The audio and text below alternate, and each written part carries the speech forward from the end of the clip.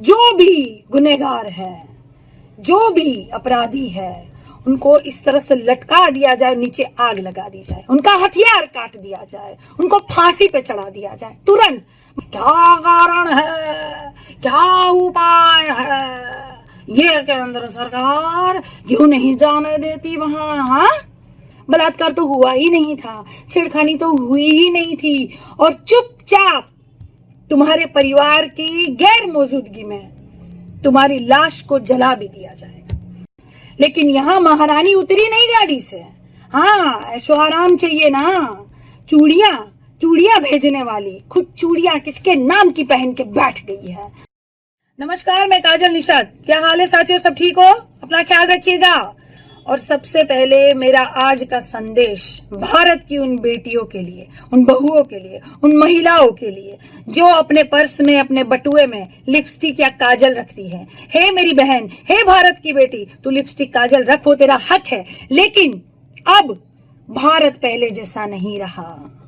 ये सरकार वो नहीं है, संवेदनाशील इन सरकार में कुछ नहीं है, वो तुम्हारी सुरक्षा नहीं करेगी। इसीलिए तुम अपने बटुए में एक ब्लेड रखना, एक चक्कू रखना, एक छुरी रखना, हो सके तो बंदूक रखना। सामने वाला अगर तुम्हारे साथ कोई बदतमीजी करे, तुम्हें छेड़खानी करे, तो वही साले को ढेर कर देना। क्योंकि अगर तुम न्याय के लिए भीख मांगोगी ना, तो यहाँ न्याय नहीं मिलेगा, यहाँ अन्याय मिलेगा। तुम्हारे साथ दुष्कर्म किया भी जाएगा और फिर बता दिया जाएगा कि कुछ हुआ ही नहीं था, बलात्कार तो हुआ ही नहीं था, छेड़खानी तो हुई ही नहीं थी, और चुपचाप तुम्हारे परिवार की गैर मौजूदगी में तुम्हारी लाश को जला भी दिया जाएगा। वो अंग्रेज किया करते थे, है ना? अंग्रेजों के तलवे चाटने वाले यही सब करेंगे ना। ये सरकार तो वही है। हाँ, क्यों स्मृति ईरानी गाड़ी से क्यों नहीं उतरी? गैस का बाटला के लिए तो पूरे मतलब बिछ गई थी रोडों पे। हाँ, बिल्कुल जो एकदम से तड़प रही थी दाम बढ़ने से। और यहाँ बहू बेटियों की इज्जत लूटी जा रही है। लेकिन यहाँ महारानी उतरी नहीं गाड़ी से।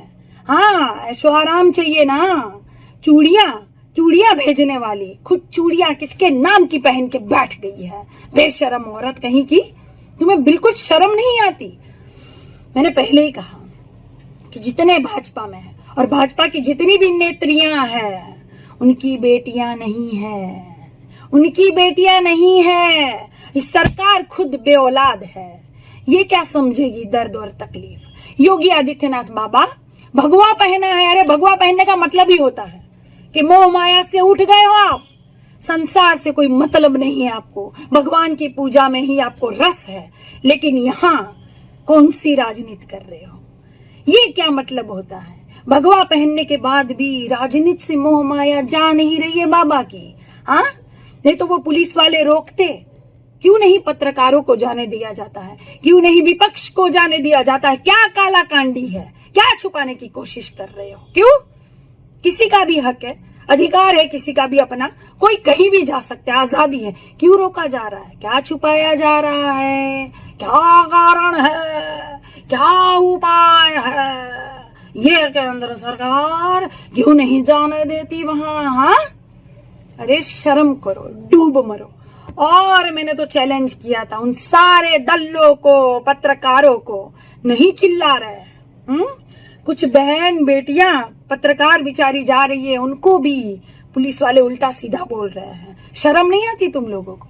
कपड़े फाड़ोगे तुम लोग, नोचोगे, गिराबान में हाथ रखोगे तुम लोग। हाँ, शर्म नहीं आती तुम लोगों को?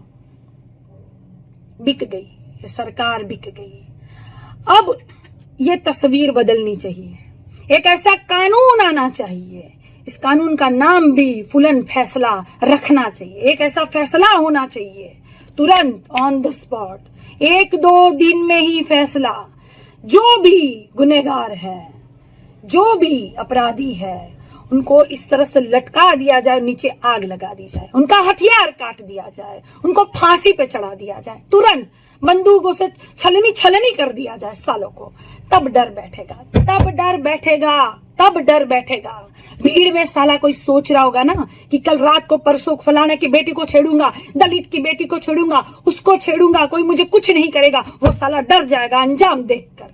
मैं तो पहले से ही चिल्ला रही हूँ कि बिल्कुल फैसला कीजिए, ऑन द स्पॉट, तुरंत। नहीं तो कुछ नहीं होने वाला भारत का। इस तरह बिगड़ता जा रहा है हमारा भारत।